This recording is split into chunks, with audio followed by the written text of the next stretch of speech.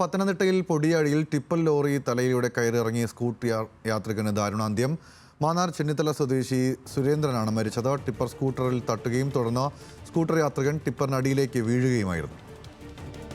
വിവരങ്ങളുമായി പത്തനംതിട്ടയിൽ നിന്നും ശ്രീരാജ് ബാബു ചേരുന്നുണ്ട്. ശ്രീരാജ്, വളരെ ദാരുണമായ ഒരു സംഭവമാണ്. എപ്പോഴാണതുണ്ടായത്? വിശദാംശങ്ങളെന്താണ്? ഗൗതം 1 മണിയോടുകൂടിയായിരുന്നു തിരുവല്ല കായംകുളം സംസ്ഥാന പാതയിൽ പൊടിയാടിക്ക് സമീപം ടിപ്പർ ലോറി ഈ സ്കൂട്ടർ യാത്രികന്റെ തലയിലൂടെ കയറി ഇറങ്ങിയത്. ഇദ്ദേഹം തൽക്ഷണം മരിച്ചു എന്ന് പറയേണ്ടി വരും.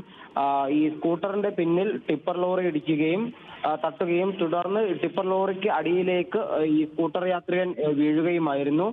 മാന്നാർ ചെന്നിത്തല സ്വദേശിയായ സന്തോഷാണ് മരണപ്പെട്ടിട്ടുള്ളത്. സ്കൂട്ടറിന്റെ പുറകിൽ ഇടിച്ചതിന് ശേഷം വാഹനം ടിപ്പറിനടിയിലേക്ക് വീഴുകയായിരുന്നു. നിലവിൽ ഇദ്ദേഹത്തിന്റെ മൃതദേഹം തിരുവല്ല താലൂക്ക് ആശുപത്രി മോർച്ചറിയിലേക്ക് മാറ്റിയിട്ടുണ്ട്. ഗൗതം സൂചിപ്പിച്ചതുപോലെ ദാരുണമായ ഒരു അപകടമാണ് ഈ തിരുവല്ല കായംകുളം സംസ്ഥാന പാതയിൽ ഉണ്ടായിട്ടുള്ളത്. ഇയാൾ ആലപ്പുഴ മാന്നാർ സ്വദേശിയാണ് ഈ മരിച്ച സുരേന്ദ്രൻ.